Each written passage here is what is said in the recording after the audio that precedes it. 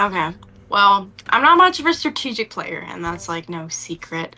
Um, Sometimes we like to throw for people we like. I get really close to people in the game, and I'm like, I want to go to the end with you. I want to see you do good so that I can do good, and like stuff like that, basically. Right.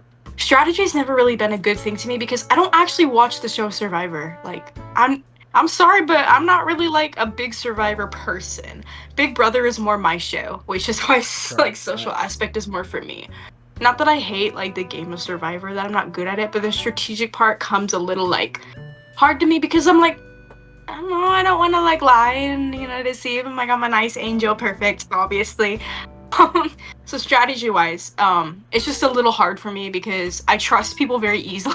Yes. Like in life, This I is get true. easily emotionally manipulated. I trust people very easily. People I shouldn't. I might have one like good conversation, and then I'm just like, well, let's go to the end. Best friends forever, kind of situation. So strategy for me, also on Panem, didn't come to me very easy. I was very passive, which is the way I usually play. I'm usually like this very passive, like social player. Hmm. Um, I've really relied a lot on my socialness. I can't win comps to save my life, and strategy-wise, I just have trouble, I guess, forming groups together or making moves that prioritize me first rather than the people around me, because I want to see the people around me do good. Right. So my biggest strategy, I guess, coming into games is social maneuvering, I guess, which I know is like not really a type of strategy, No, but it can be. but It can like be if you utilize it right. something I pointed out in the last interview is that I like to invest in the win equity of others That's a good point. that invest in the win equity of myself, and I think this is a great strategy. It's brought me really far many times. My like lowest placement in the past like 2 years is like what, fourth. I usually get like fourth or second are my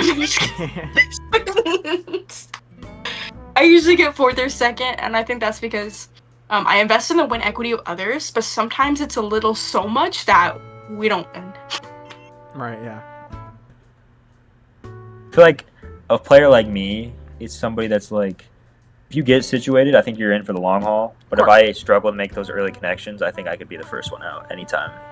I see that So, for you, because you know, I think you're like me in the sense that you can't click with everyone, but the people that you do click with, like when you find your real people, those are your guys. You can either ride it out with them, or you can ride it out as long as you can, and you cut them when the time is right. You can get in good with people, but you can't get in good with everyone. You know?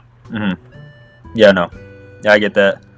It's I think that's something that's plagued me the entire time I've played orgs, because I don't find it people that are ever really neutral on me. Mm-hmm. Either most people they like me, or most people that they don't want to work with me. They don't Sure. like me. They're like hot or cold, black or white, Yes. 100 or 0. Yes. I think it's just because I want to do well, and I'm so excited to be back to even have a chance at winning.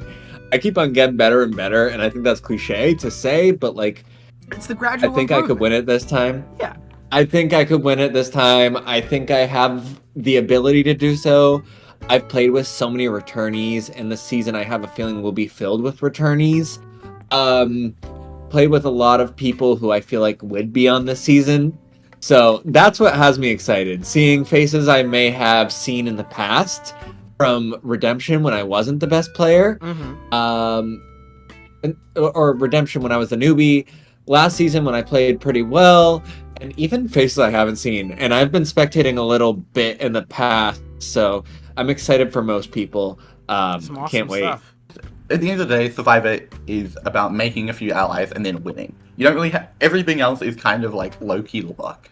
Making sure your allies like the right people, because that's actually really like a very important thing. I don't want to have to do a ton of work, because the more you have to do, the more goes wrong. So yeah, I just make my like 2 or 3 allies. I like close allies. I'm very good at making people who I am like low-key trying to vote out not hate me. They will keep on trying to work with me. They'll think I'm like their savior or something when I'm just about to vote them out. So Because I do think that despite Soul not being here, I think that people know and recognize you as a smart player, and so you will probably have eyes on you. Oh yeah, absolutely. I'm probably just gonna have to do my best to just be social and try and gloss over that as much as possible and use what I am good at, which is mist. Mhm. Like, people can talk, people can say whatever, but at the end, usually people can still confidently say, well, I do trust her. I do feel good about her. Mm-hmm. And, people do still want to work with people, even though they view them as threats, So Yeah. I don't know if it would be really bad for me early on because I can adapt. I can always maneuver myself. So I'm not like too worried. Obviously, it's not great, but I also think that we're going to see some other very powerful players that are going to still a lot of heat, and I'm going to still look threatening, but there's going to be so many threatening people in the cast. So well, I kind of, the main thing I do is lay it out so it looks like we're like equitable, right? Like every move that we make is going to benefit both of us, as opposed to you. As opposed to just selling it as this is why this would benefit me. And like, I try to make it more about like them and me. And I would say with the pulling Corny onto the Dino vote was really a lot of me, because I got him on the phone. I really laid it out for him. He was still lying to me about not hearing my name, and I was like, I'm just gonna be honest with you. Like, I just know that I'm one of the votes, and I just was honest, and I leveled with him, and I explained to him that people are always gonna look at me as a threat, and like Dino's probably not gonna play her idol, and that she's someone we could take a shot at now, and that this would be Corny's move, and he'll have something over Mike as well. Like, I don't know, like I just find things to like. I'm always, anytime I play a game, because I mean, you also gotta look at it in the context of having played orgs for so long. It's like, I've played so many of these games. Like when I played yours, I gave up like an idol. I made Kenzie give up an idol. I was like, let's just fucking go crazy the whole time. They called you and Kenzie like the idol charity. You know that? Did they? No, I didn't know that. But that makes sense. They said you were giving idols away like charity. That's, I mean, because it doesn't. Because once you just have to play like you have nothing to prove, and I think you'll actually play better. I think that's the way I want to play. I'm gonna try and play the same way I played last time. Like I'm not afraid, especially early on. I'm really not afraid to be like a big threat and like just go in and run shit. What's your biggest strength? Social, strategic, physical? Well, physical game is actually like really bad. No, so you're the GOAT. like, you're the GOAT. No. Redo. You're the GOAT. You're the GOAT. Try again. Oh, I am the GOAT. Okay. Yes. My strategic game, like 10 out of 10. My social game, 12 out of 10. Like, my social game is probably my best because I'm on the internet all the time. And yesterday, some people were like telling me, they're like, Marionette, you need to like apply to these orgs because you just talk so much all the time. And I'm like, well, that's kind of insulting, but like, thanks. That is really insulting, actually. That definitely helps me. That definitely helps me. Yeah, thanks for letting me know that I'm chronically online and that I should play your org. Unfortunately, I think I think I'm a really patient person, and I don't think of myself as a patient person, but I keep running into situations where I'm like, wow, a lot of people would have just blown up in that scenario, but I just keep doing the patient thing. I think it's honestly just because I don't like confrontation. So like, I think the big personalities where they're like, all up in the air and they're making a ruckus about things. I'm kind of the guy who's like, all right, I'm just gonna sit over in the corner here. Just take it chill. Because I don't want to get in the the chaos. So I don't know. Maybe like I can change that this season. I kind of want to do something. You want to get your hands dirty, is what I'm hearing. I mean, yeah, I always want to get my hands dirty, and then I just kind of go in, and I'm like this nice guy, and I'm like, I look back on it, and I'm like, I was so nice. Why was I so nice? I could have been mean. I could have been selfish, but no. But I think you are. I think that one thing that people really like having me around for, especially more strategically competent players, and I think that players all across the game can value having me, but especially strategically competent players are always seeking out a player who they know is telling them the truth. And that has been a strict policy with me for years. I don't think that this was a thing back when I played back then. I don't lie. Yep. I will not tell a single lie to anyone. And that is crucial for people who want to know exactly what's happening. Do you feel like... Sorry, go they on. need to know this. Yeah, they need to know that at least someone on the cast isn't lying to them. Right. And I will always serve that purpose for them. Even if it ends up screwing them over, even if it ends up screwing me over, I'm not going to back down from my principles, and that's important.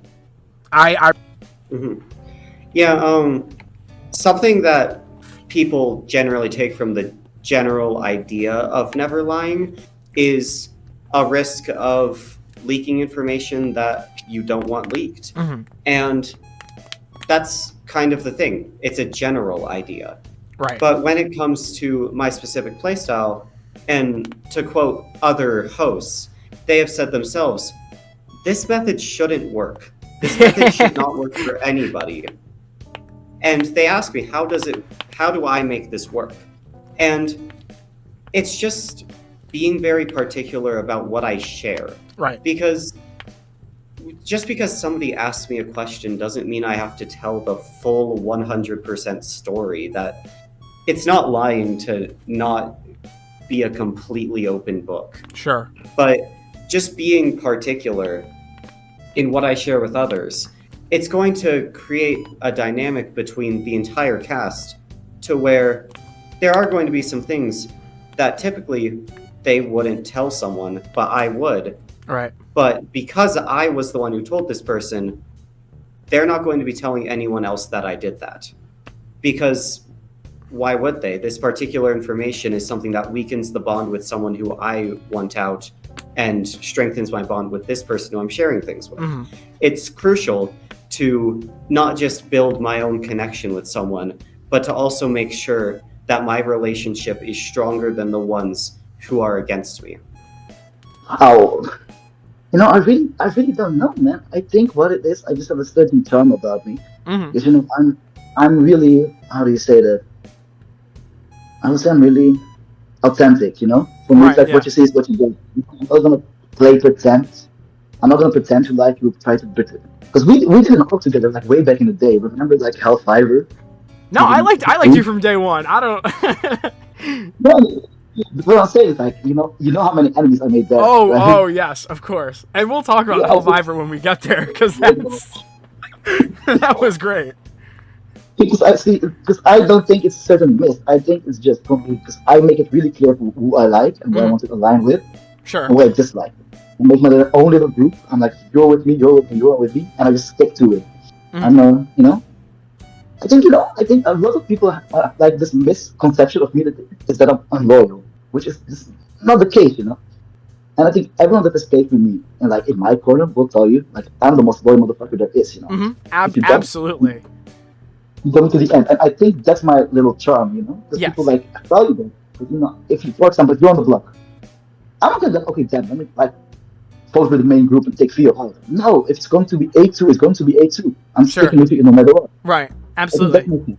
I feel like it's gonna be me stuck in a situation where my allies are all being stupid chuds. They're always stupid chuds. They're all stupid chuds. And by stupid chuds, I just mean they don't listen. Right. And because you're the best, and your plans are always right. They. I'm not trying to ego and say that I'm like the smartest Survivor player ever, but I feel like if I take the time to think out a plan and cook up a plan, at least in recent times, the last 8 months to a year, 95% of the times I cook up like an actual full plan, it ends up being the objectively right. Sure. Right. And a lot of the times where my games have gone wrong in that last period, I feel like it's just been that my allies are stupid chuds. Or just sit outside of my control. I think that my problem when it came to like jury stats was that the laying low and just like letting my other allies eat themselves alive, because I think it just gave off the impression I did nothing, like a good portion, and then by the time me and Exel were like linked together, they were just not happy with the betrayals. Right. It was it was either or situation. Low key, I might repeat the same mistakes. Ooh. Really. realistically, that just might be what happens. And then I just hope I get a better outcome. I might be more strategically active within my allies, like try and pushing him more, and not be like, yeah, I'll just accept what you're giving to me. Because I think that also happened a little bit. Like, if you're not allied with me, I don't think you'll ever see my strategic side. How many allies do you plan on, like your close allies, that you do show your strategic side to? How many people in rotation can we guess that you'll have? Hopefully, like, I want to say like 4 or 5. It depends on how many people are on a given tribe. Honestly, I'll just try and get like the majority and then cut it off from there. Let's get On examples a for tribe like before, an 8-person tribe, a 10-person tribe, and a 12-person tribe. 8-person tribe, it will be 5 people. A 10-person tribe, it will be 6 people. And a tribe, I might just say fucking and say 6 people anyways, and we'll just see where we go from there. Fair. Just keep the door open on like the larger the tribes are. So you're not the kind of player to want to be like, oh, everyone's my number one. Hell no. That's a bad spot to be in. I had this opinion that playing the middle is like actually like really bad for your game. I'd rather have the side to be on. I understand. And just like say like, hey, we may not be working together, but like maybe in the future, we can have the door open or so. And you know what's funny? Just go. I feel like yeah, as you said, my game is really just a social game. Strategically, I'm kinda there. Like, if I'm allied with somebody that can help me, like, play off my strengths, I can probably have a chance at winning. It's just about getting that good ally, which is gonna be a problem. But, like, VC-wise, I'm not really too worried anymore. Like, as long as not every time I try to VC my internet dies, I'll be fine. So yeah, that's really it on the social side. Strategically, I don't know, it's gonna be hard. I've been trying to figure out strategic games for like forever, so like, I don't know. It's gonna be a we'll see kind of thing. I feel when what's it called? When you decide the line between making a move and just staying quiet, I feel like the most important thing is trying to look at the next cycle. Like, not exactly predicting everything, but like, do you have something that will make you what's the word? Like, that can ensure your safety for the next round? Like, not exactly ensure, like I'm not saying an idol or immunity, but like, do you have the connections to make a move and then not pay the price for it? This is something that I kind of underestimate or overestimate for myself. Like, sometimes I try to make a move, but like, I do not have any safety, so the next cycle becomes a lot harder because of that. But like, I do believe the most important part is just to make moves when you feel like you either A, have to, or B, feel like you can get away with it. Like, some people are too move happy. I can be one of them. But like, if you just keep making moves every single cycle, you're not gonna get to the end unless you get like 3 immunity wins in a row. Yeah, and it was like I feel like it describes my game because like at the end it didn't amount to nothing. No, I lied. But like it was like it kind of described my game because it was me being cautious, and I played a very cautious game. And at that point, like if it's 3-2 and there's no votes, Sparkle Bunny was going home on the revote. So by doing that, we ensured that no matter who Jakey played it on, somebody will be going home, you know? Right, yeah. But of course, there would be no chance for a revote. Smart. So because then it comes down to, do you get the idle play correct or not, which is already what it had to have come down to, no? exactly. We had to get that right either way. So that was just like an extra step to make sure that we both stayed. And I really like that move because it's not the flashy, like it's a 1-to-1 split. Like it's not flashy, it's not something very scandalous, it's not it's not banana etiquette, you know? But it's those small things that we're not aware, you know? I almost It's kind feel of like go on, sorry. Have you ever played Nuzlocke? Yes, I have. I'm very familiar with any I terminology feel- you're about to throw at me. I am gonna make metaphor. I feel like the one-on-one spread. I feel like the one-on-one split is kind of like playing around the crit. Yes. I mean, like I said before, I would trust my gut a lot more because I didn't trust 12, but I thought Mateo was sneaky. I remember talking about in my confessional. Mateo is a sneaky player, and those are people that I'm more threatened by. Because 12 is sneaky, but he seems like a sloppy type of sneaky, so I'm not like he get caught up. So I think next time I'm gonna be aware of those types of personalities and not, trust my gut instead of taking what other people tell me. I want to play for myself, which I do play for myself, but I want to make those little decisions that I think aren't significant in season 9, but I'm gonna make them very significant in season 10. Well, this was my first ever Survivor win, and the reason I've never won Survivor before is because I am kind of a Final 3 goat and a lot of things I play. Is that so? Yeah, I kind of just like see something and I'm like, yeah, let's do that. But I kind of gained consciousness and I'm like, oh, I can probably do something that I want for myself. And it was 30 minutes before Tribal. I'm sitting on my bed and Baz was there for me before, even though I don't know how much that was really... I don't know how truthful he was to me, but I don't know, I just wanted Baz and Or in the game still. And They were both your allies, yes? Yes. And I didn't want to choose between them, so I killed Cameron. Cameron is killed. He died, and then he voted for me in Fall Trouble Council because I gave him cake.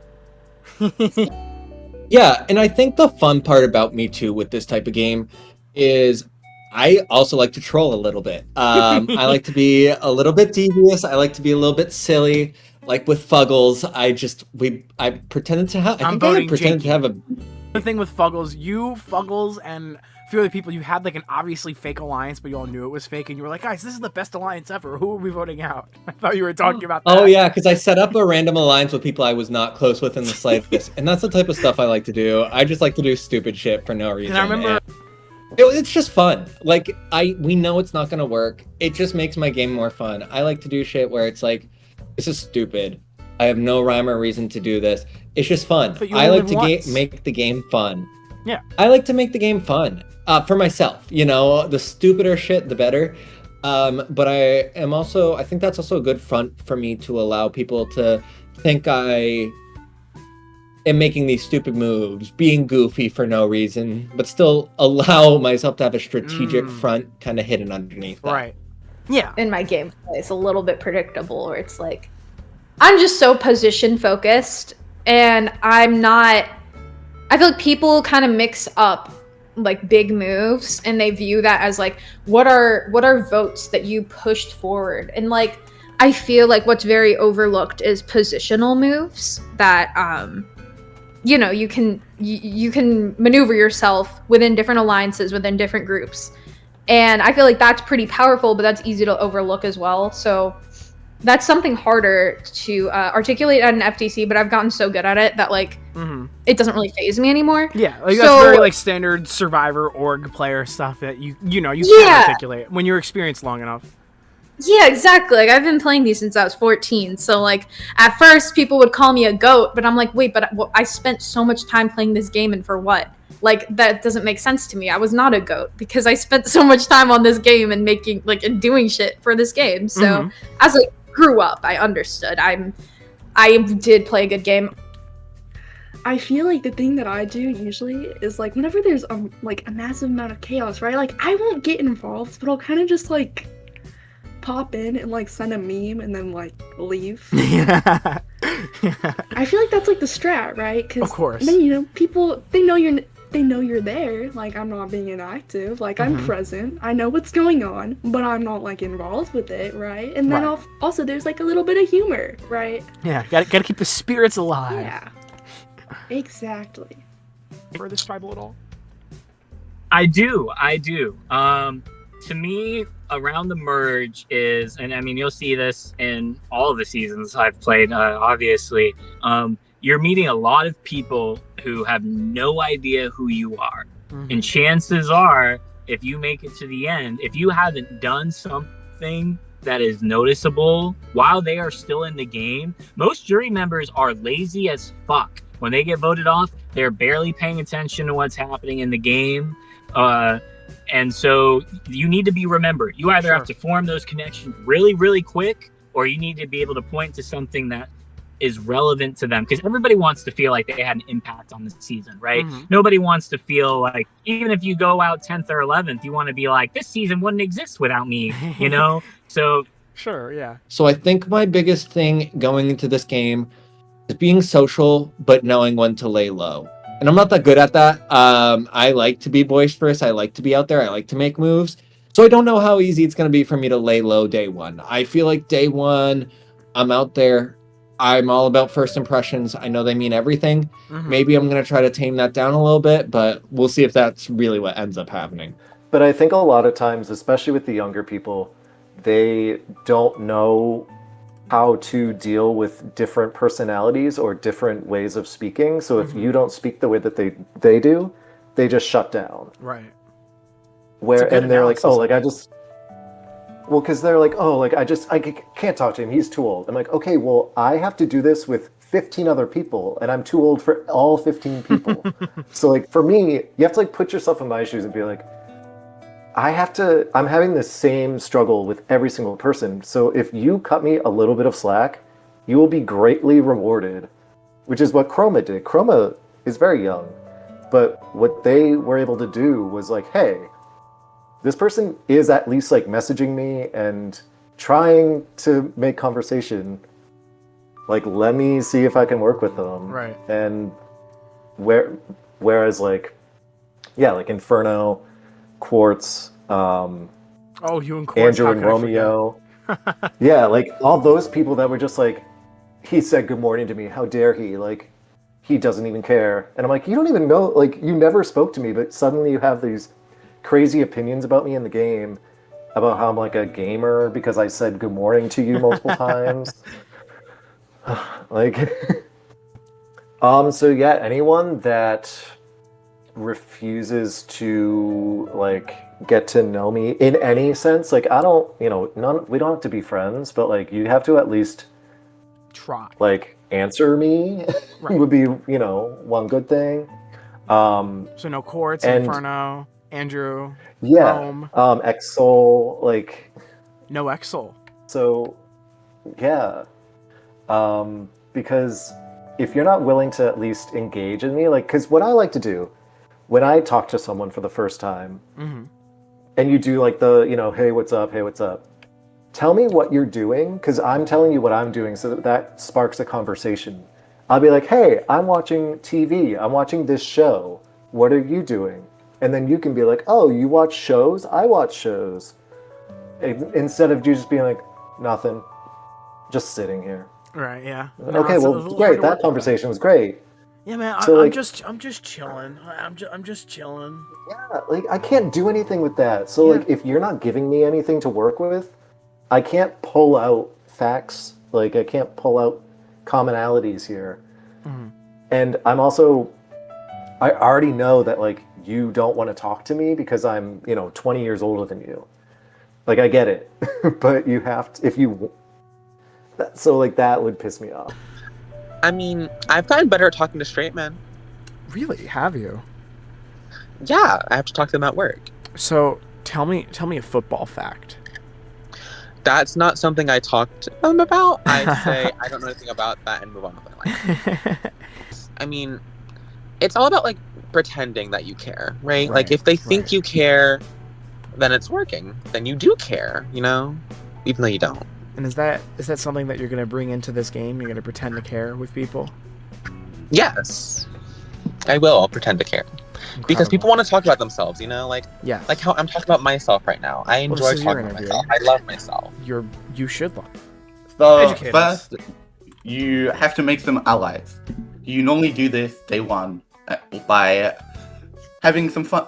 having some fun discussions about really whatever with your tribe mates. And some people with would call the this green social grass and the blue sky. the green grass is a common strategy, but you can't use that with everyone because then they catch on and you just seem like you're copy pasting like social games. And that is a crime. People don't like that. So you can talk about the grass being green with some people, but you have to talk about the sky being blue with others, you know? Like that's like a fucking Survivor 40's metaphor if I've ever fucking heard one, man. But yeah. And it's just so you just have to have these conversations with people and make them want to work with you because that's really all that allies are. People who want to work with you. Right. And so you do that, and within a couple of rounds, we'll probably have to go to tribal. I suck at challenges. I'm gonna throw one on accident. Like, it will just occur. So we'll go to tribal council, and then it will be time to solidify these bonds. And I will make an alliance. Probably not a majority alliance. I don't really like making majority alliances, but maybe an alliance of 3 on a tribe of 7, or even an alliance of 3 on a tribe of 8. Right. And that will just be the Trios, foundation. duos, quads. Yeah, trios. Yeah, you know, you don't need these 5-person super majorities because they just get leaked. Sure. Is really what happens. Right. Yeah. And because it is very, very rare in Survivor that you will form a majority alliance with people who are happy with everyone in the majority, and they like. It's almost like a that unicorn just doesn't happen. showing. Yeah, yeah, and if that's happening, this season is shit. You also have to look. I might not be the best social player out there. I know that, and plenty of other people also know that. But you have to look at the room, and if there is an opportunity to take a hyena out potentially by looking at, for example, we're at final 9. Right. Let's say I have no more allies left. They've all been voted out, and the other big threat has some allies that are willing to keep him around. Yes, then I will pitch to that big threat. Okay, look, you can take me out right now, but if I leave this round, those people will come for you soon. Currently, you can keep me around, and the odds of me winning every immunity challenge in an all-star cast like I did in season 3 are very low. Well, and this is what has me a little afraid for the Fiovivor All-Stars, is I was a little socially outclassed, is how I feel. Like, Kristen definitely out-socialed me, Chroma, Enya, they out-socialed me. And a little nervous for All-Stars that I'll be a little bit behind the 8 ball on the socialization side of things, that I might not be as fun as other people, but I think I'm fun, and that's if you are worried about that, what skills do you think bring to the table here? Because I mean, obviously we see that you are crafty, we see that you are able to swap out with Jiv and get the goats together, and that you have the confidence and the ability to make things happen. If you think that you are going to get socially outclassed, what's the game plan? I think you just gotta go. You gotta go hard, but it's tough because you gotta It's always gonna be a social game, but you gotta convince someone else to go hard. I'm gonna look for other people who are like ready to be a little messy, because you can't really change your position without something big happening. At least that's how I feel, is that you have to make something happen. I mean, if I gotta find an idol, I'll find an idol. If I gotta win a comp, I'll win a comp. Will I do that reliably? Probably not. So I'm gonna need someone. I really want to be like, I want to have a ride or die. That's what I really want to have. I want to have like a duo where it can be really messy. I'm not big on secret duos. I want a big open duo where we just fucking. We're just everyone knows. Oh, it's Kyle and this person. I don't give a shit. Yeah, I don't give a shit about that. Yeah, I think secret duos are the most overrated thing in orgs these days. Everyone thinks they're like a genius with their 4 secret duos. They're like, oh, they're leaking the vote to this person, and they're like, oh, they're voting wrong on purpose. Like, we have a secret duo. Like, that's so like, I feel like that's a solved. Everyone's in on it at this point. Like, it's such a, and everyone's gonna think they're a genius for doing it. I guarantee you this season there's gonna be like, you have to have a few secret duos. It's the meta, and I think at this point I gotta go anti-meta if I want to win. Because that's interesting. That's an interesting approach. The meta is very defined. I feel like the meta is way too optimized right now, where the meta is like, if you're a big threat, you gotta take out goats. If you're a goat, you gotta take out big threats. If secret duos, it's a social game, vibe out till merge kind of thing. Do UTR, have a big flash? But that's like the meta. I feel like I gotta go anti-meta. I'm gonna go with inoptimal moves. I'm gonna take people out 1 round earlier than I think I should. Or maybe vice versa. Maybe I'll keep them around later than I think I should. I think we can't. If you play meta with everyone playing meta, you're not gonna win. So I'm gonna play a little anti-meta as my goal. I see. No I secret see. duos. I I'm see gonna what go you're loud saying. duos. Loud duos is the move. So I'm not gonna hide. I'm gonna try and not even hide relationships. Like I'm gonna come into like a swap and be like, "That's my fucking boy." Like I'm just gonna be like, "That's my fucking boy." I'm not voting them out. Like I do not want. I'm not even gonna entertain. I'm not gonna come and be like, "Oh, we were kind of close," but like, what? I'm not doing that. I'm gonna be like, "That's my fucking boy," and we fucking ran that OG. Well, first you need to make them play a game of Fortnite, and then you ask them, "Can I have some money?" And then like when you ask for money, that's when you know like you really have that bond because then like you trust them enough. Like, hey, I think you like me enough to where you can give me some money, and then that's when the person knows like, wow, this person really trusts me, so I have to trust them back. Yep. Wow, I mean the money. I feel like you're almost playing 4D chess in a sense. Exactly. I do. Survivor is like a game of chess. Mm-hmm. Theo. And what piece are you, Mari? I am the queen. You're the queen. You're the queen of the chessboard. I am the queen. I am. Possible. I mean, I think one thing I really like to do is be in my car. I don't know. My car has always been kind of like a comfy spot for me. Car obviously, I film my confessionals in there, and so I think like during my lunch breaks and stuff, I imagine myself just going on a voice chat, just being like, hey, anyone want to chat for a little bit? I have an hour. Mm-hmm. And just kind of getting to know people there. I think that I come across a lot more like you can work with you feel like you can work with me a lot more once you hear me over VC versus over text. Over Right. text you're like, I feel no connection to this guy whatsoever. That's how it was when I played with you back in the day. Yeah, and that's on purpose. That's never by accident. Mhm. I think that just talking over text is really hard to kind of get any kind of emotion behind what you're saying, what you're doing, how you're feeling. And you can't tell if someone's being genuine over text, but over voice chat you can really tell if someone's being genuine, and I Absolutely. do that on purpose for sure. Well, kind of anytime I approach any survivor, especially ones where I've been away for a long time and I don't expect to know anybody on this cast. Mhm. And that's coming to a point where especially in a game where pre-gaming is so frequent, it really is a case where I need to immediately get on the horse and make some deep connections as soon as I possibly can. Of course. And part of that is just connecting to people outside of just strategy. And that's always kind of been my approach, not just making allies who people can trust will go far with me, Mm-hmm. but also making connections that people feel like they can personally connect to. Right, of course. And that's something that doesn't just create a good strategical position, it creates a good social game. And a game that will make loyal players not want to betray me.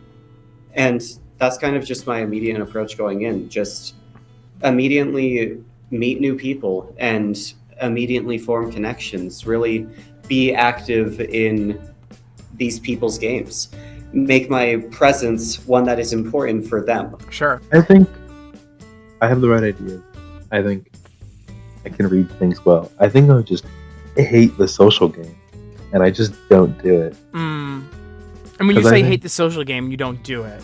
Does that mean not a lot of DMing, not a lot of VCing, not a lot of connecting?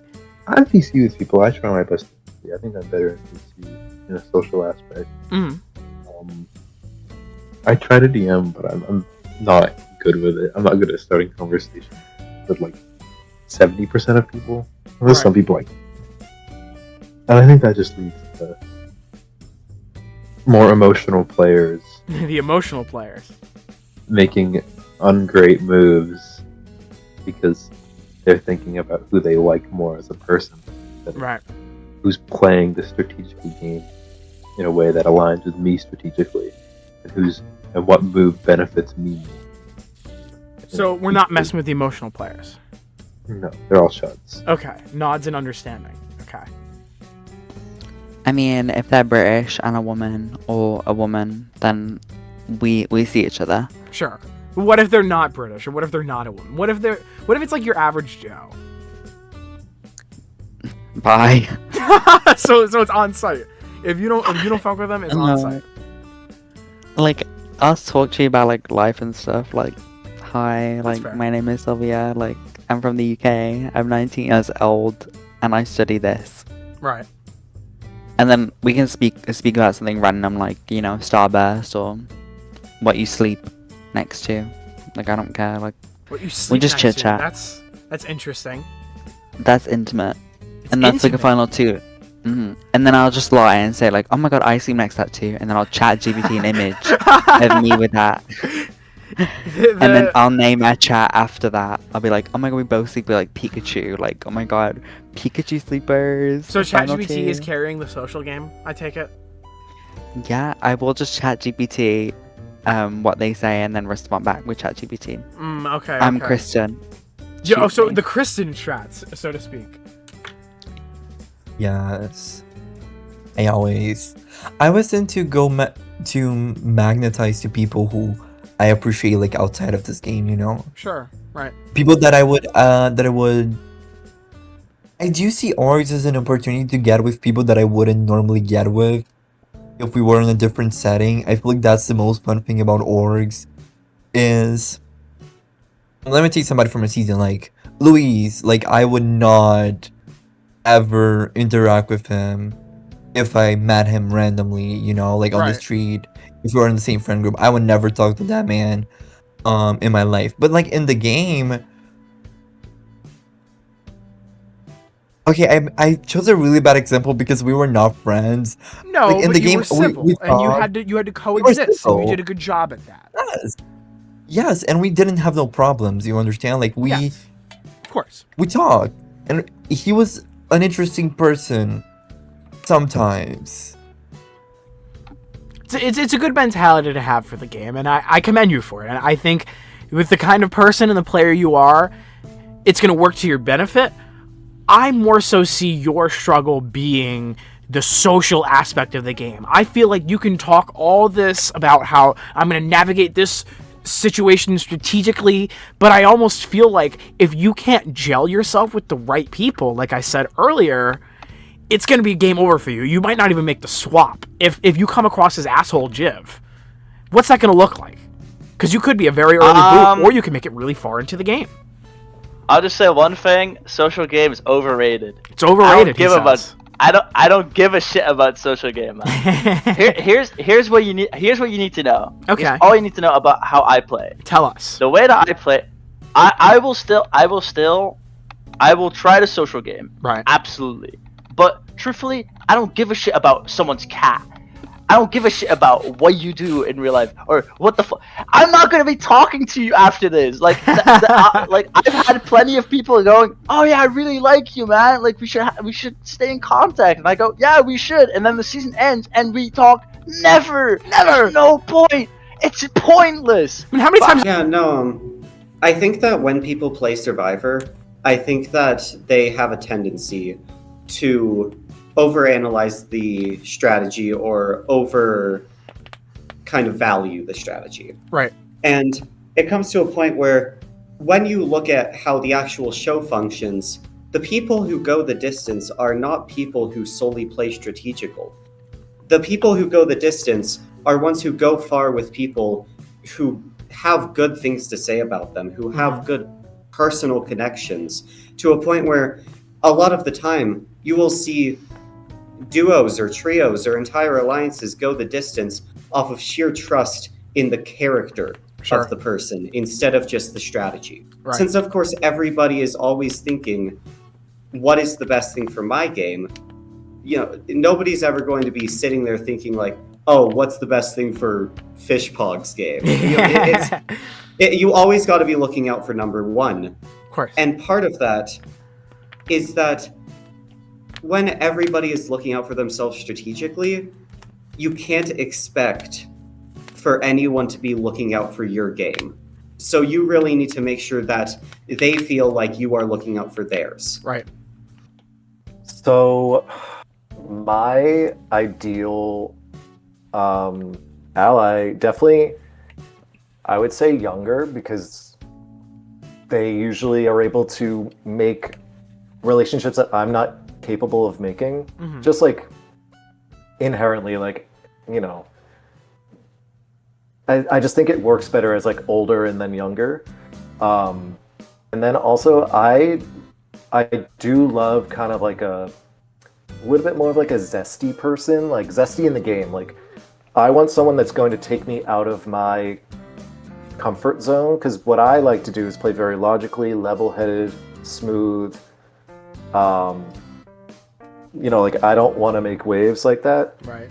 But you kind of do need to make waves in order to get further, which is why like someone like Riley and I worked really well, because she was a friggin' tornado. And then I would rein her back in and be like, wait, let's you know, calm down a bit. Until it's time to cut them, and then, you know, I eventually cut Riley. But I kind of, like, my ideal ally is like a little bit of Chroma, a little bit of Riley, with like just like a laid back Kyle vibe. Mm-hmm.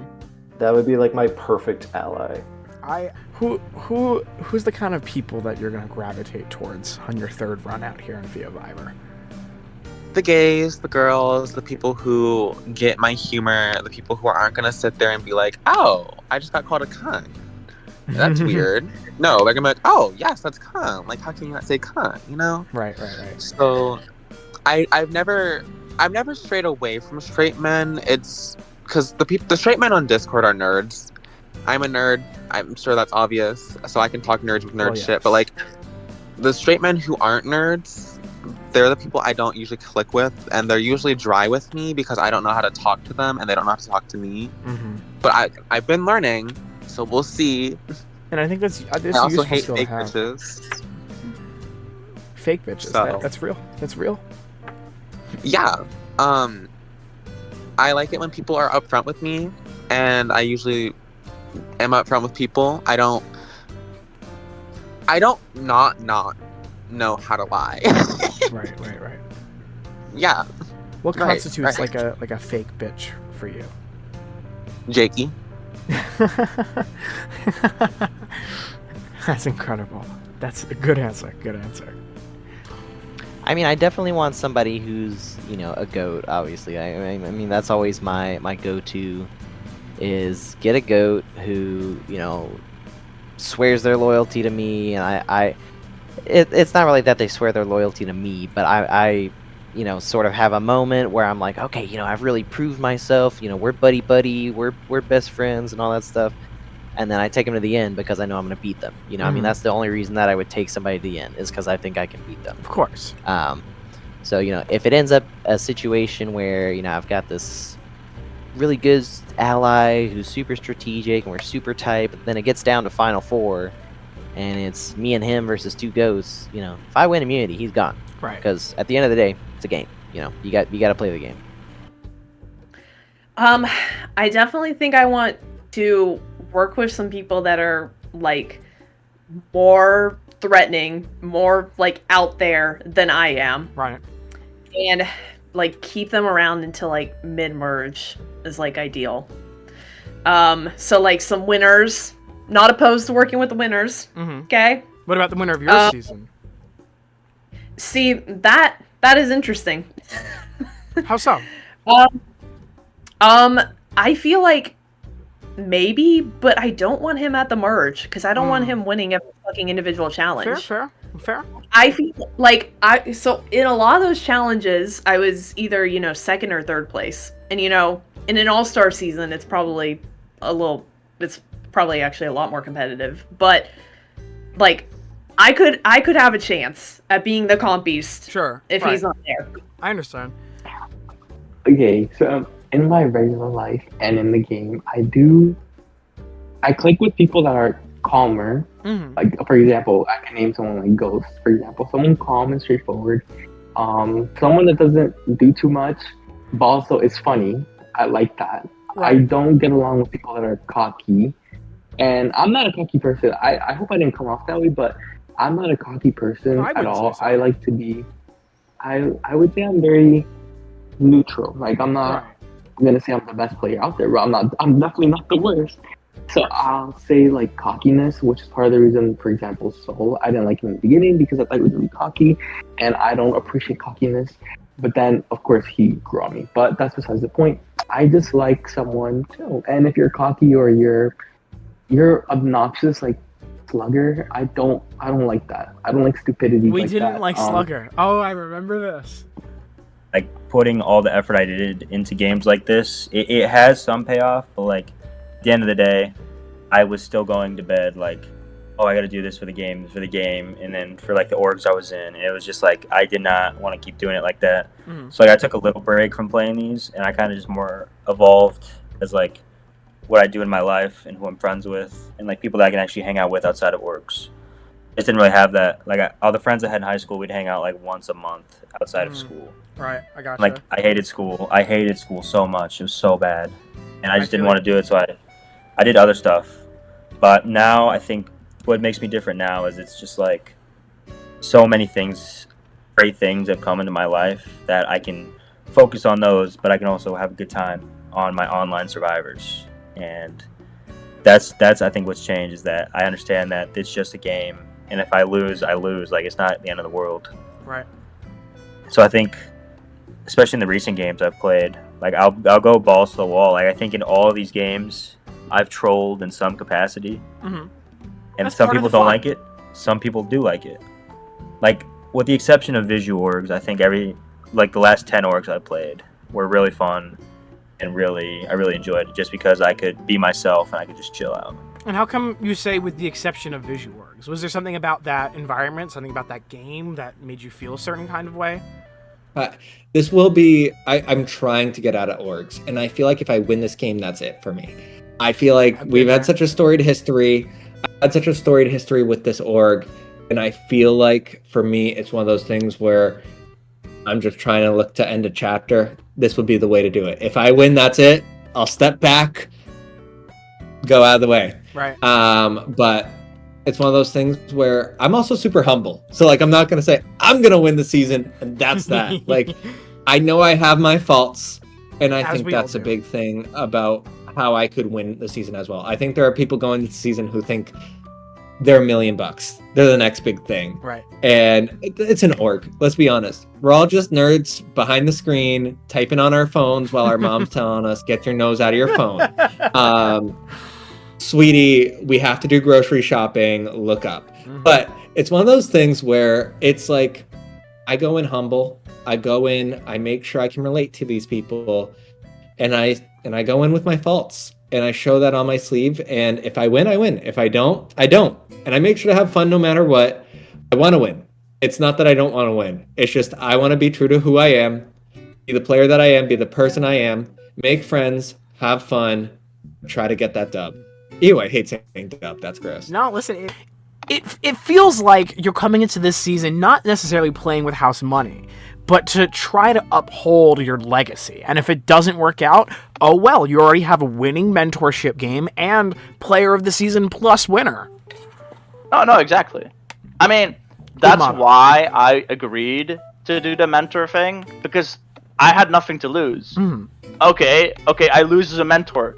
Whatever. Whoop-de-doo, right? Whoop-de-doo. Like, I'm playing with nothing. I can win money, great, and if I lose, whatever. It is what it is. I don't give a shit. Do you think you're almost coming into the season with like an I'm playing with house money mentality, being a former winner? That's exactly how I feel. I what I literally love to feel say. like I'm just gonna go in and do like and be as ridiculous as possible. Like, I'm not gonna. There's no reason to tone down a threat level when you're already a winner. Of course. And I genuinely, I'm not even joking. I actually think like whoever like the 6th to 4th placers of the game, I think they're actually going to be the real threats because they actually have something to prove. They came in, they were losers, they're little crybabies, they lost. Just short. They don't know. They were just short, so they're gonna go in. They're gonna play like crazy, super hard. They're gonna feel like they have a lot to prove. I actually feel like I don't know how many winners are gonna be on this. I feel like all of us are probably gonna be pretty like lackadaisical and trying to do like ridiculous things instead of trying to like optimize. That's probably how I see it. But maybe I'm wrong. Maybe the winners will also be tryhards. But I'm kind of expecting them all to be fucking crackheads. Is kind of how I'm seeing it. I would shit. And look, I always try to be genuine, and I think that's something that I think that just people all over the world don't really do very often, which is they're a lot of people just think that the world's out to get them and everyone's evil and all this Can't stuff. have that mindset.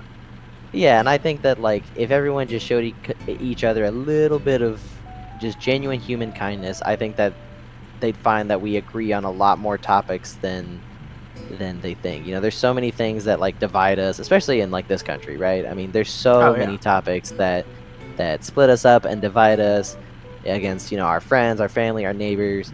And I think that when we take a step back and really look at, okay, what do we really want as a collective, we agree on a lot more things than we disagree. And I think that's something that it can really be unlocked by just showing a little bit of human kindness and being like, hey, look, I just want to provide for my family too. I just want to be safe. I just want to not starve. I just want to have a roof over my head. I just want to live comfortably. I mean, that's something that like everybody can share with. And once you realize like we're all just trying to make it, it becomes a lot easier to be kind and genuine to people, I think. So I have one more question. It is happening. Are you a sociopath? Absolutely. Yes. Yes. Honestly, I don't think I want to do anything different, Okay. For me, it's like, no. It's that every time I've tried to like play a nicer version of myself, it just didn't work out. Sure. Every time I try to make a redemption arc happen, like I'm gonna play as a hero now, it just doesn't work out. So I think I'm just gonna comment as myself, like I always do. Mm-hmm.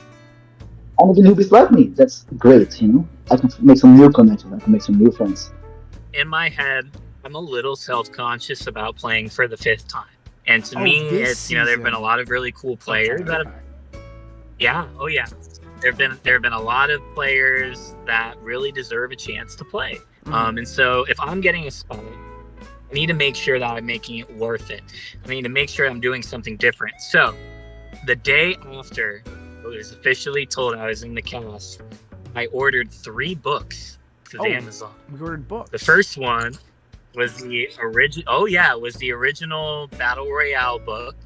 And to me, I wanted to see how people would strategize in the most desperate of situations, which was potentially losing their life. Right. Also, I wanted to kind of just reread that one in the first place.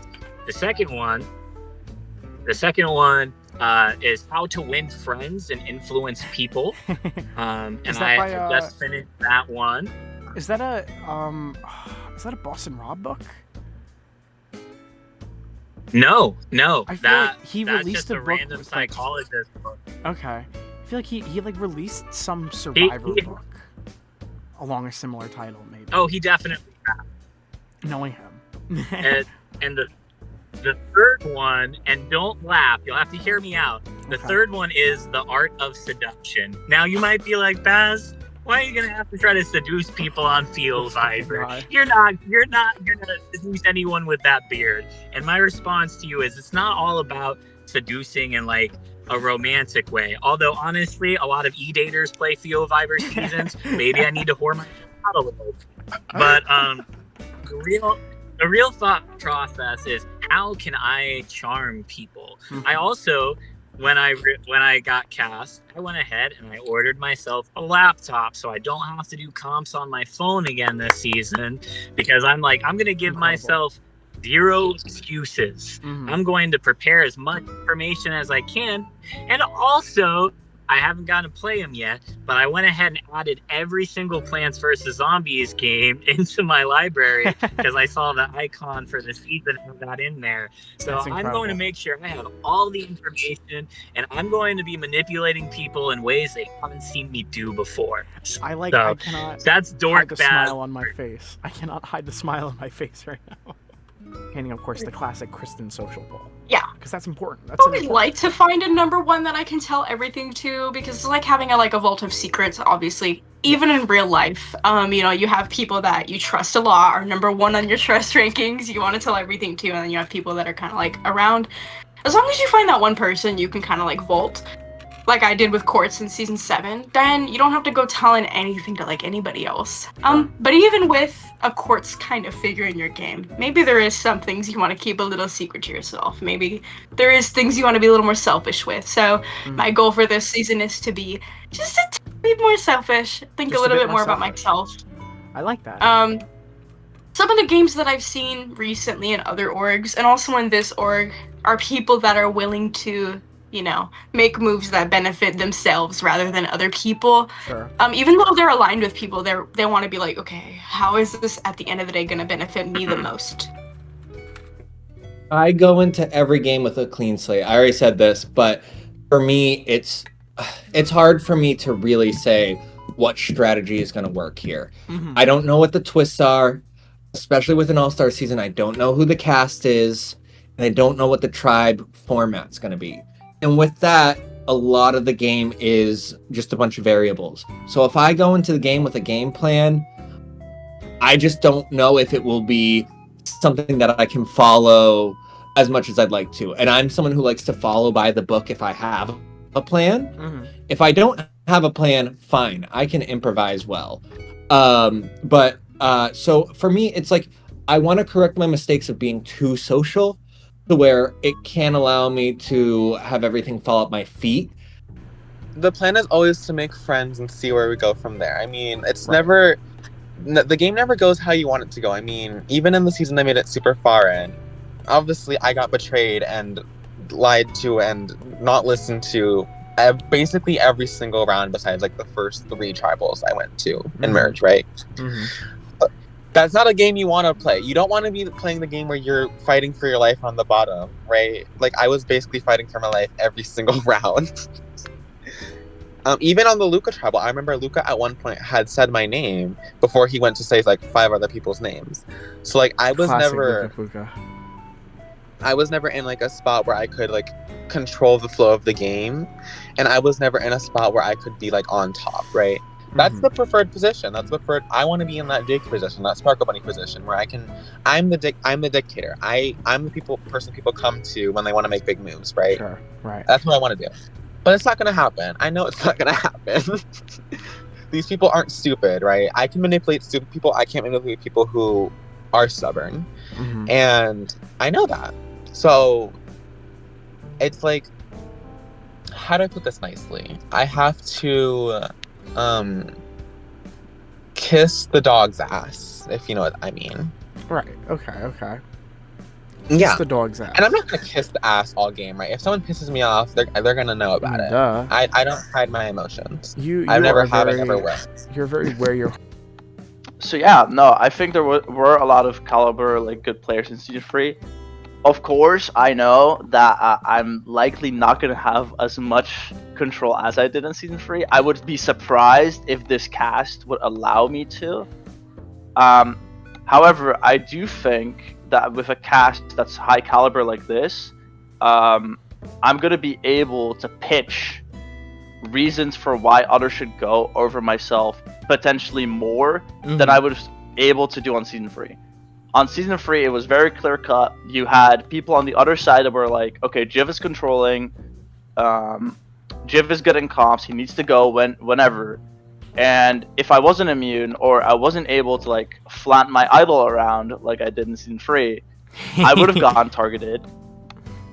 Things to go your way. And like, I don't know, because I feel like you build a lot of trust with people when you're just kind of like agreeing with whatever they want, and you're just kind of like, yep, like that's good, and like you build trust with them. And then when it really matters, you can start making your own decisions, and it may not benefit them anymore, but they still have a lot of trust in you. Like, because people, especially in those all-star seasons, they really are gonna look at, you know, the social, like, oh, nobody's saying her name. They're like, that's so threatening. Like, I feel like the threat perception does definitely change in like an all-star season versus like a regular season. Sure, right. Yeah, I mean, I'm probably gonna just have to make a lot of like duos. I mean, not like a lot where it's like, okay, she's just good with everyone, but like that's the main thing that gets me through is like duo ships and tightness one-on-one. because the more people that I have that are like willing to go to bat for me and like say like we're tight, like she's my so, like we're tight, like I know I feel good about her specifically, like that does a lot more favors for me, and I'm pretty good at doing that, like connecting one-on-one. Best? Oh yeah, right, because like I was, making a analogy to my Stardew Valley gameplay, right? Oh, Because yes.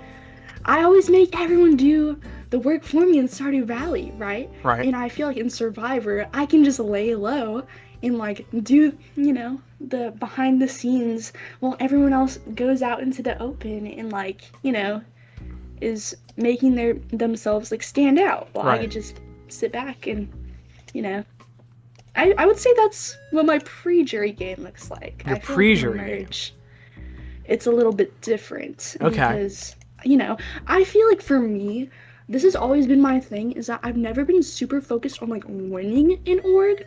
Like, this is sad, but I've actually never won in org still. So I feel like for me, it's not just about winning, but I want to make sure that I'm memorable. And you don't have to win in org to be memorable. You have to do things. Of course. And so I have to like be out there, and I want people to like me and remember me so I can get on seasons like this, because, I can win a Survivor, but I don't want to be like boring. I don't want to be a goat, and I don't want people to say, "Wow, Mari, Never. she may have won, but she was like Purple Kelly, like she didn't, she didn't do anything." Sure. I don't want to be that type of winner. That's so like anticlimactic. I respect the hustle. I think honestly, my goal, because I don't think I'm gonna learn anything new.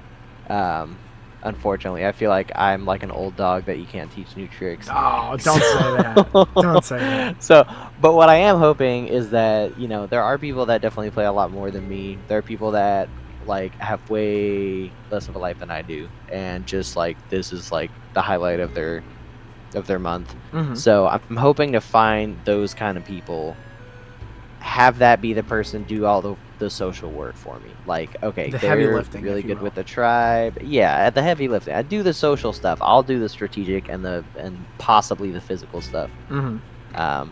But the social stuff is like, I couldn't really give a shit about the people on the cast nowadays. Now, I did meet some good friends, obviously, through Discord survivors and stuff Right. like that. So, I'm not saying that that's out of the realm of possibility, meeting people I like, but it's definitely few and far between now versus back then. Something a lot of hosts point out that players never notice is that when I am going to tribal, having to make those hard cuts, most of the time, like, unless like literally everybody is going for this person, I usually won't vote with the majority just for the sake of keeping myself, not only does voting with the minority kind of put up an image of my position not being super strong, Mhm. but also it puts up the image, in case that person plays an idol or something, that they're not going to think, Penelope betrayed me, we need to witch hunt her. Right. Right. And smart thinking. of course, and it's a case where I've seen other players try to do the same thing and fail because they try to spread this image. You can't, when you are voting in the minority, you can't be telling everyone, yeah, I was voting in the smaller group, because then people are going to think, oh, she's not with us, we can kill her. Right. Yeah. But just, there are certain things about a playstyle that when it fails, you are going to be very well set up, and when it succeeds, you don't say a word. Right. Because saying a word is going to just make your game worse. Because, if it's a really harsh elimination where there's a majority going on to one person, and I have the option to flip to this majority, on one hand, being in that majority would be great. On the other hand, there's a good chance I'll be at the bottom of that majority. And if that person that they're all going for stays in, then I will always have the image of, I voted with you, you can count on me. Mhm. And if that person gets out, I could simply not say a word, and nobody's going to question me.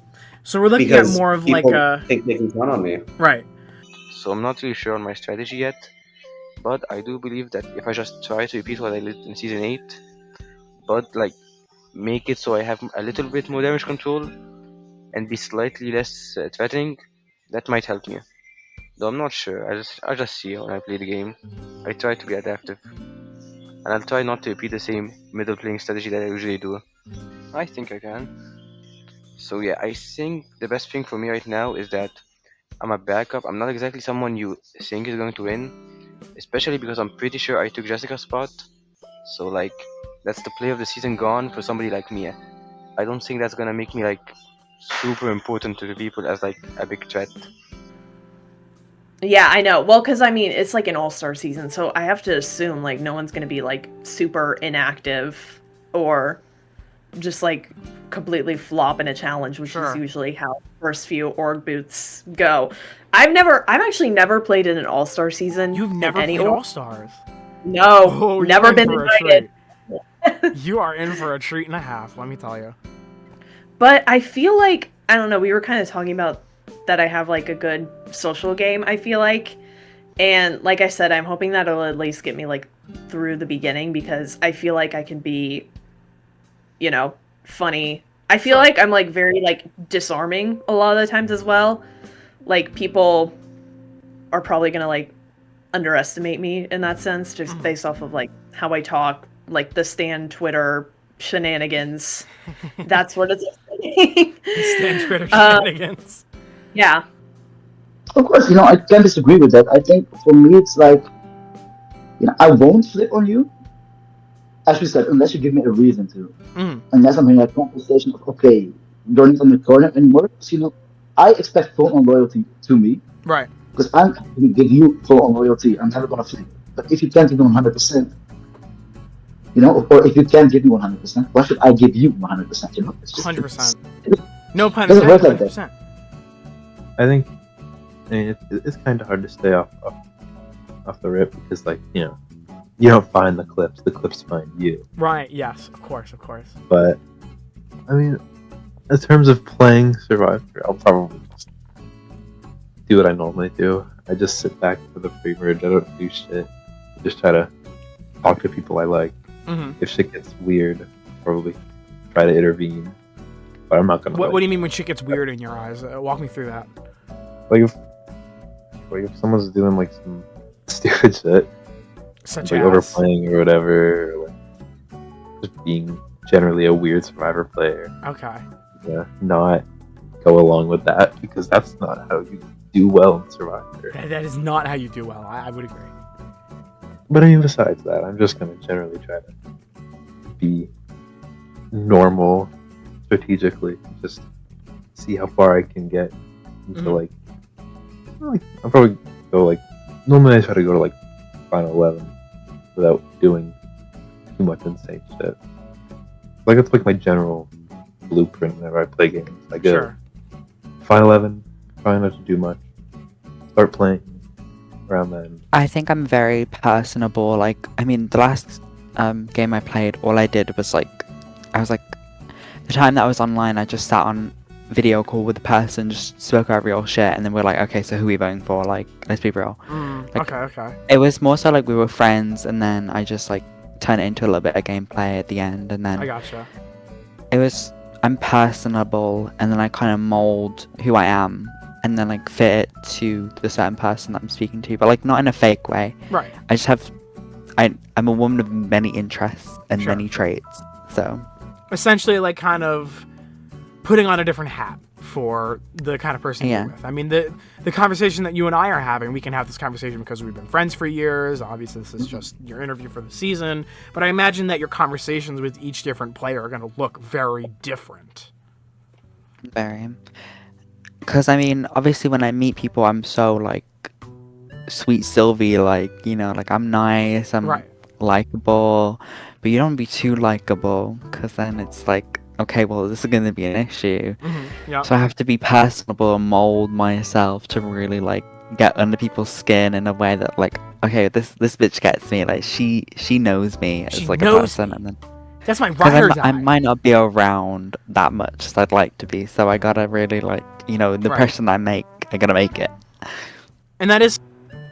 You feel like there could be a solid target on me right away, just from my accolades. You're gonna see the pods, you're gonna see the bots, you're gonna see the best strategy, and you're gonna be like, okay, so she's a schemer, she's a gamer, but I'm a different person than when I was as from Echo's Playhouse, I'd say. And so like during the initial stages, I don't think they'll like. I'm probably gonna have a different energy compared to what the wars may show. I think that'll like disarm them enough. I gotcha. Picking up what you're throwing down. I think I will say probably like the moment I make a move though, they'll probably be like, "Oh no, she's doing her shit again. We can't let that happen." Right. It'll be the first move I make too. The very first one. Everyone's on you. Guys, Tiff's a threat. I voted out someone. I voted someone out. How dare these people think I'm like such a threat? Like you might be right. How dare I play the game of Survivor? Excuse me. Yeah, let me play the game of Survivor, and none of you should actually play my game. Yeah, my physical game is not gonna be like good. I don't think. It's like it's inconsistent at best. Finding idols, winning challenges, that sort of thing. Winning challenges, specifically. I know I'm not gonna find an idol. You're casting sweats. You are casting sweats. And I'm not sweaty enough. I'm not sweaty enough to deal with all that shit. I've noticed within myself I don't have the patience for idol hunting anymore. So it's just like, yeah. If it's like a grid that you can come back to like every 8 or 12 hours, then like I'd engage in that. But like server scavenger hunts is not for me. Might make me like a prime idol out target, but like we'll deal with that when we get there. So, first off, I want to know their history. I need to know what did they do that made them a villain, and I'm going to be very upfront of what. And I'm gonna be upfront of what made me a villain, which I think isn't the worst thing. And if anything, I hope people can see that I'm someone, someone that isn't evil. Like I'm not a disgusting human being, or like I'm not a complete asshole. I won't embarrass you when you're getting voted off. I'm not gonna do that. So I think if if they know that, that's good. And then when I talk in VC. Oh, that's so hard because people like villains are liars. I'm a liar, but I'm not lying for every little thing I say. Some people lie for everything, and that's gonna be hard to identify. Oh, like I'll just be me, honestly. I'll just be myself and tell them straight up like I'm not an asshole and you could trust me. Like you really can. I'll give them examples. First, obviously, I have to get a vibe of the person, and if I feel like okay, they're at least a decent person, I can let them know like, hey, I got you, and I think that will work. I'm not gonna go to everyone. I think maybe you misunderstood a little bit. I'm not gonna go to everyone and be like, yeah, like I got you. No, I'm gonna talk to everyone. Pick specific people that I know or like have a good gut feeling that okay, they're not gonna like fuck me over like that, So or their history, because again. With 12, for example, he told me that he wasn't a majority alliance and then he betrayed them. Why would I want to work with that? That's not someone I want to work with. I'm gonna wrap this up with. I'm gonna game. I'm gonna cheat. I'm gonna lie. I'm gonna hack people. I'm gonna dox people, and I'm gonna win this game. I think the biggest difference you're gonna see in my gameplay this time is. Instead of making people feel like they need me, instead of that being my goal, I want everybody to feel like I need them. Because people are going to be more likely to believe me and go along with things that I want to do if they think that I'm predictable and think that, hey, it's good for me to have Baz because he doesn't really have anybody else. Sure. So I'm going to be... going all out, knowing this is my last time. I'm going to be trying very, very hard to win, but if I win, it's going to be because I played the best flashy game you've ever seen, and not because I coasted to the end and just had more friends on the jury, if that makes sense. The biggest difference between me and everybody else on this season is everybody is going to say they are willing to do whatever it takes to win. But you will actually. And when I say it, I mean it. I've shown I'm not afraid to make up batshit crazy lies. And I don't want to give anything away, but for Dallas and for Jakey and for Kebab, if any of them are on the season, they're going to be most amused in the postseason to look back and see the complicated lies I have already formed to tell about them. And there are definitely points in the games where I realize, okay, I can try and push my narrative. Mm-hmm. I can do that, and most of the time I will at least try to push it. However, if I realize that if I have no other way to survive except for going with that majority wants, I gotta go that route to stay in the game. And in the back of my mind, I know, okay, these people that just orchestrated this boot and saved me, they just got a resume booster.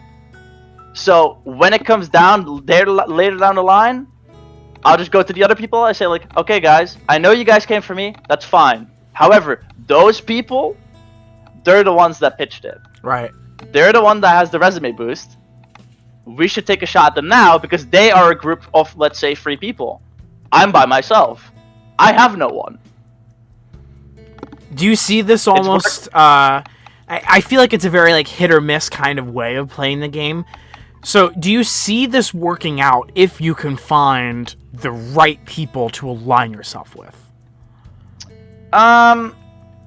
Knowing my reputation in returnee seasons, people tend to take me out because of my reputation from the season I played prior. Mm-hmm. So it's very much, yes, a hit or miss. I know that. But that's the risk I run. Sure. And I don't care. I'll run that risk. Like living on the edge a little bit. If it works out, great. And if it doesn't, I can still be like, hey, I played a really strong game the first time, came back as a mentor, won that, and I can live and be happy with it. Because I've won plenty of game shows in the past. I know that I will continue to win some and lose many more because that's how it always goes with orgs. How it crumbles. The cookie crumbles always that way. And that's fine. That's completely fine. Girl, I've played these games for so long where this community is so small where it's like even if I've played with them in Fiovivor or if I haven't, I've probably played with them elsewhere, which I don't really take into effect anyways. I could be number 1 allies with Jakey last season. He could be my number 1 op this time around. I am happy to see any face that's there. It really comes down to how gameplay aligns in this game itself. For me, it's in the moment, and I think in All-Star seasons that has helped bolster my game because a lot of people are stuck on the past where I'm not really like that. So that's kind of my headspace always going in, like go in with a fresh slate so everybody else can cannibalize each other based on their own history.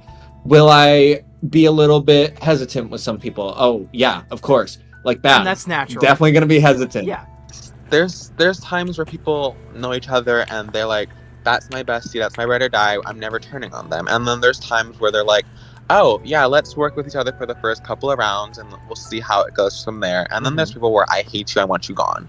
So there's all these things, and I have none of that really going for me. Like I have, even in my biggest season, my best season, I really didn't I didn't have any strong allies. Like past a certain point, all my strong allies were gone. Mm-hmm. So the best way I can feel like I can present myself is as a free agent. Like how Mother Beef presented it on her little preseason confessional. If you want somebody gone that you from a back season, from a preseason that you worked with or hated, whatever, you want that person gone. I'm a free agent. Right. I'll get the blood on my hands. I'll take them out. I'll go for them with you. Like I am that person that you can turn to and be like, I want this bitch gone. Right? That's what I'm gonna do. I think if we're being real, if I should have planned it better, I should have spectated more closely. Because a lot of these people, I have no clue who they are. Like, season, 9? Other than the fact there was, 5 fights in the VC, I have no clue what happened. But yeah, so I don't really have a plan coming into the season. I'm just going to play Survivor and win. Is the real goal at the end of the day. Yeah. The issue obviously is there's gonna. I know these people. They're gonna be joking with me or about shit as well. So that's always gonna be a thing. But people that don't know me, I tend to play better with than people that do. Right. Because people that do know my antics, and people that don't, I'm the great unknown. It's partially a bad thing because I don't really know, I'm gonna say I'm not gonna know who 80% of the cast is, to be honest. Because I, was not a part of the community until season 8. Right. So I'll know whoever's coming back from season 8 and season 9, obviously. And then the rest of these people, it's either lore or I have no idea who the fuck you are. I understand. Anyone else that you really not interested in playing with? Any names that you see and you think they're gonna be almost like a Goliath against your David in this season? Actually, anybody from my season at all. Anyone from your season? I feel like I'll be able to have a more clear head if I don't play with people I've played with before. I need Wolfley there. That is Wolfley? Yes, I need her there. That is my queen. I need her. That's a winner to hide behind a little bit, but also someone I know I can work with. And that's my girl. Right. I don't know if she'll be there, but if she's not, then you're Israel. So Well, Wolfley, I mean, she won her season 8 that I hosted. She has a very me kind of game. I think we're gonna work well together, by the way, just because we have a very similar approach to the game. She also is the kind of person that I feel invests in the win equity of others to invest in herself. She wants to bring the people she likes the furthest. And this works out really well for her because she has a great social game. Can anyone say anything bad about Wolfley? No. Challenge beast. People like that I'd be a little bit more scared of because they obviously have Drop some intention. Enya. Ooh. I would have thought Enya would be an ally of yours. Here's the thing. I think he would be a good ally because he has a good sense about the game. I think maybe we could get along on a return. He's also a game bot, though. This is nothing against Enya. When we played together, I thought we communicated fine, but people who are just all about the game, I want to, I guess personal connections with people, right? Right. I feel in order to have a good social connection with people, you have to have a very personal connection with them foremost. Quartz, me and Quartz had 15,000 DMs. So that's a lot. It's not Kenny and Ryan. Oh my god, the shade. Poor Kenny. Poor Kenny. When Kenny watches this, oops. Yeah, basically what I'm trying to say is people like Enya do scare me a little bit in the game sense because it's his cogs are always turning, and although I feel we could probably work together in a sense, he's super strategic and he's always gonna make the best move for himself. I feel anybody who's gotten Player of the Season award is just inherently a little scary. I mean, they're always gonna do what's best for them. They're always gonna they know a part of the game that I don't think I've quite I guess not figured out, but mastered. Yeah. Okay. So I feel people like Enya, people like Kyle are people that I would be a little scared to play with just because I feel they have this part of the game mastered. They're strategic, I'm gonna do what's best for me, and they're really good at the game bot side of things rather than the personal, and I feel that does threaten a player like me a little bit. You know what I think is So friends, I would definitely say most of the people on my old cast, probably I would love to play with Kyle again, Kenzie, even Kristen, although I think Kristen's a very scary player. If her head's on straight, then Kristen's a really good player because people really like her. and they listen to her. I think if her head is on straight and she understands her place in the game, she could win. I think those were her only downfalls of her whole goal was trying to make it to the end at any cost, but the cost was her game by voting against her own self-interest multiple times just to, get herself another round. And also, I think, just she needs to rely on her own intuition, and then she'd be golden.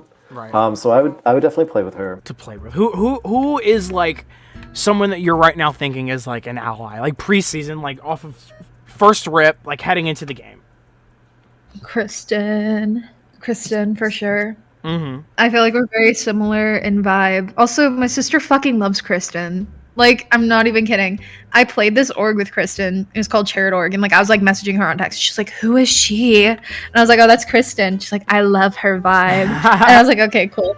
And, like, when I was doing the challenge, the wiki one, she walks into my room and she sees, like, the graphic. She's like, who is she? She, like, points to Kristen's, like, avatar in the, like, graphic of, like, the people for, like, the connections. Right. And she's like, who is she? I'm like, oh, that's Kristen. You've asked me about her before. She's like, I love her vibe. And I'm like, like, who does it? So, yeah, I don't know. Really like Kristen, so I'd love to work with her. Mm-hmm. Who else is there? If Kebab is playing, I would like to work with Kebab as well.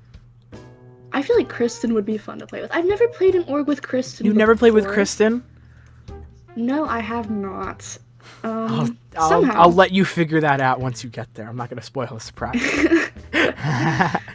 I would like to see Or. So, I feel like it would be very fun if we had like the little like Santa Claus duo and just sent people presents. And I could say, Or has sent you a present. And then it's just like something absolutely brutal.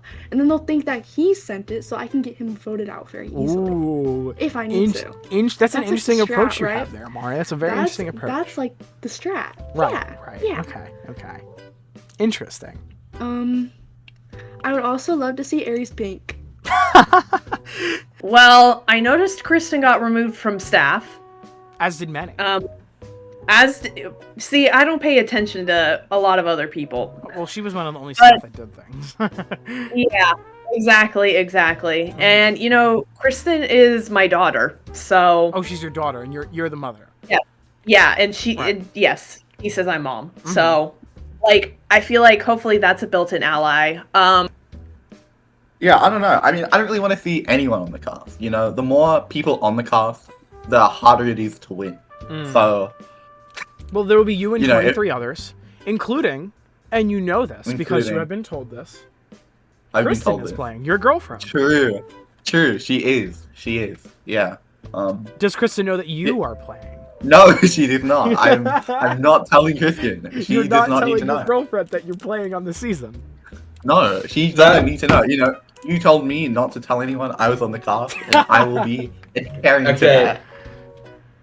Yeah, my boyfriend's a rage baiter. To be honest, in an org, here's the difference between me and Griffin and all these other pairs.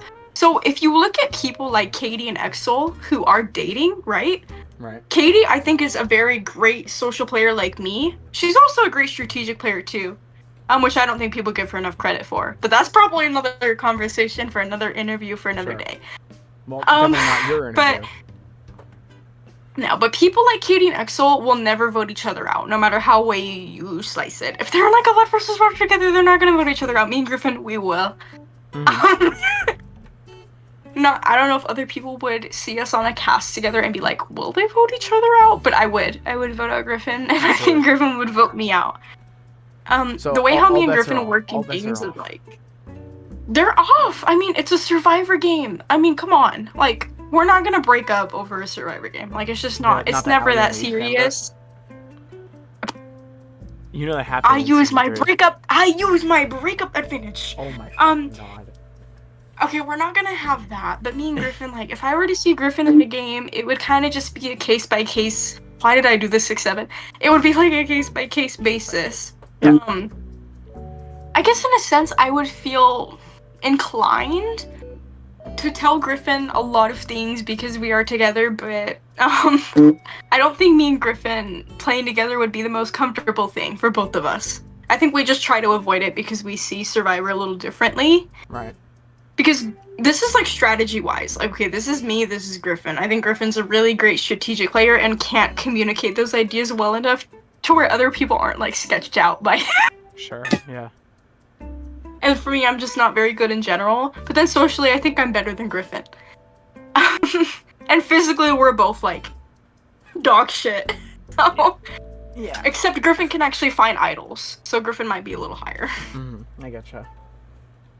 So I think if I were to see Griffin in a game like this, I think it would be a very like case by case basis. I wouldn't be pre-gaming with my boyfriend. I would treat it very like But then at the same time, I would also think if other people think we're gonna work together just because we're dating, we might have to. Right. I understand. It depends on the perception of other people around me. But generally, I wouldn't be like, this is my number one because we're dating. It would be like, let's case by case. What about? I'm pretty sure Griffin's fine. I hope Griffin's fine. Is Griffin an ally, do you think? Griffin is definitely someone I work well with. Obviously, I'm not gonna be like, yes, if I see Griffin, I'm gonna pick him up and we're gonna run to the end together. But because obviously it depends on if it's like what if we don't meet at OG tribes and we meet on the swap and our games aren't compatible at the time. It just doesn't work. Right. But I know strategically Griffin is someone who I am good at working with. Sure. And someone who I know isn't a creature. So if I did see him, that's a good thing. Right. Yeah, I guess. Like, a 5-time player, like, I would never support somebody playing 5 times. But if it has to be somebody, like, I 100% respected being Baz. Because he's so entertaining. And, like, I was so mad because, like, in my season, he was really inactive. So I didn't get him at his full potential. You know? Because I heard that on season 5, he said that he was getting blackmailed, and I think that's so like I hope he does that. If he's on All Stars, like I hope he does that. Sure. To me, and then I leak his IP. No, I'm kidding. I would never. I would have loved to see who else? Baz. I mean, Baz is a good player. Is it annoying as fuck to play with him? Hell yeah. Every but I time love it's playing even with the Baz, guy. there's a little bit of like which not like a Yeah, giant I mean- clash, but a little clash. There's a little bit of beef there, but not in a bad way. It's just like I love talking to the guy, but him and I never align game wise. I am very interested though if Baz plays, because Baz has played like every season now. Like half the seasons have had Baz. And I don't know where we stand following season 5, because we did have beef. He voted for Chris to win, and apparently that was so I would lose. So I don't know if coming in he's gonna be like, I still don't want you to win. Or, I still don't even want you in this game. But we'll see what happens there.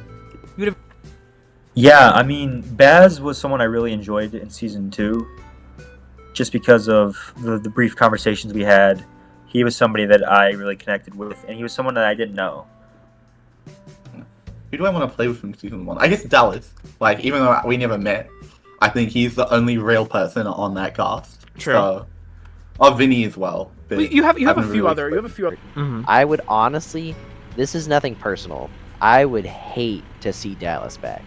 Really? And the only reason that I say that is because every time that I play with Dallas, I always want to work with him, but then he always kind of gets it in his head that every time we play together, I vote him out. And so he wants kind of like revenge. Either revenge or he just like wants nothing to do with me. So then I end up voting him out again. So this has happened like continues. Right. This has happened probably like 4 or 5 times. Like it's laughable like how many times this happened. But I always feel bad because I'm like, I do want to try and work with you. Like I would love to just have a season where we actually try and work together. But I just always feel like in the back of his mind, he's like, Neptune's just gonna vote me out again. I gotta get him first, which is why I end up voting him out. So, I think foes. Like I said, question mark on Jiv. I don't know how that's gonna actually work. Because I said some things that if I were Jiv, I probably wouldn't like me either. And I mean, I don't regret them. I believe them wholeheartedly. But Speak your truth, there King. was things. Yeah, like I don't like the way you talk to me. I don't really know if there is. I guess Jiv. I still hate that guy for what he did in season 3. Like that guy. I don't know if he'd accept an invite, but yeah, that guy. He's evil. He got me idled out. He got his number one idled out so he could find the idol again. Like, what kind of dickhead does that? Like, yeah. So that guy, he's gotta go. Right. Jiv will not be surviving a pre-merge tribal council with me at it, unless Lewis is also there. True. Lewis, he can go first. But yeah. Yeah. Oh, I just remembered. I don't want to play with Jiv. Oh my god, I forgot about. You don't Jiv. want to play with man. Jiv. He's because I'm gonna be honest. If I see Jiv on site, no other way around. We're going final 2. I'm locking in. The moment I see Jiv, I'm locking in. Right. Like that guy saved. That guy won me the game basically. That guy won me the game. That's I guess I won him the game too. But that's he still hasn't gotten his $50, which I have to. He hasn't. Well, you got to figure that out. Yeah, he'll get his money. Okay, there are some people that I feel like they're so silly and so like over the top that like they're gonna get voted out anyway. Like when I tell you that, I think people like Brent. I think Brent is obviously gonna be casted as this very like character. Like I think you have character picks in mind that you're gonna cast for this season that I think they're gonna make the most of their time while they say. Who do you think are my character picks? I guess let's start there. Virgo's kind of gonna be a character pick, to be honest. I mean, we hosted Virgo last season, and Virgo was very unafraid to show his dislike of people. I knew you wished it was Mateo. I just knew you wished Mateo got out. Who do I want to see? Name I'd anyone love to who's see played Brent, Fiovivor. actually. You'd Brent. love to see I Brent. want Brent on. I don't Okay. care that we were like ops. It would be so fun to play with Brent again. Okay. Like, I really want to talk to Katie, Riley, and I hope Virgo's there because I love watching Virgo. Virgo's so messy. Heard. Oh, I want to actually wait. Not to be meta. This is the other person. I do want to play with Katie because I played an org with her like 7 years ago. Oh really? And So some history there. She's really cool. Yeah, and we didn't really align. Although I do like her as a person, but we didn't align. So I'd love to meta align and then get accused of pre-gaming. That's my The All-Stars my Classic. goal this season is to get accused of pre-gaming. How many Yeah, my times? goal Like is to under get or accused over of 4? pre-gaming. Throughout the whole season, like multiple times. Like every Okay. I want every episode to be a problem for you in hosting. I want every episode to be like you have to intervene in VIP and be like, guys, please stop accusing please stop being mean to players. Like I want you to make announcements. I want you to make everyone boy. pings. Like I want it to be a problem. I want it to be a problem, and I want to be the source. This is what I want to hear. This is incredible and cinematic, truly. Kyle. Is Kyle? Oh, I think I watched the season actually. Season 7. Yes, I think you watched did. I think you did. I did actually watch that one. Yeah, maybe Kyle, maybe Chloe. Any impressions of Kyle, Chloe, right? Kyle, I know actually. I've do you known know for a while. I know him from other orgs, and like one of them was a community that I was involved in for years. So I know a lot of people in that community. So I know Kyle. People I'd really like to see. I know I just called her out, but I would love to see Kebab because not only do I think she's a wonderful player, but I also think she's a wonderful person and some of the most fun I've ever had talking to in the game and outside of the game. Yeah, I mean, I just love a strong, independent woman. So, like Kebab and Robin, really just like, oh, it was so like cool to watch them play. I gotcha. And I was rooting for them so hard that I think that we would have a lot of fun together, and I think that we'd be able to be good allies. Like, especially now that I'm thinking. I think the only worry is that like, if Kebab and Luffy are in the cast, people might think we're gonna pre-game, which I do not plan to do at all. I do not really care. Like, even if me and Kebab are good friends, like, that doesn't really matter to me. If I'm playing in an org, you're either active to me, or I'm going to vote you off. That's basically it. one of my friends from the community forever ago, Neptune, one of my buddies who I used to help him host his org forever ago, probably like 5 years, 6 years at this point. I saw him play and I was like, oh shit, this guy doesn't really play orgs anymore. I'm hype. I'm gonna watch this. Yeah. He made a deep run. He did. Fourth place. So player of the season. So of course I would love if he came back. Now, do I know if he will? Doubt it. But I would love if he came back. You never know who Fiovivor other could people. pull.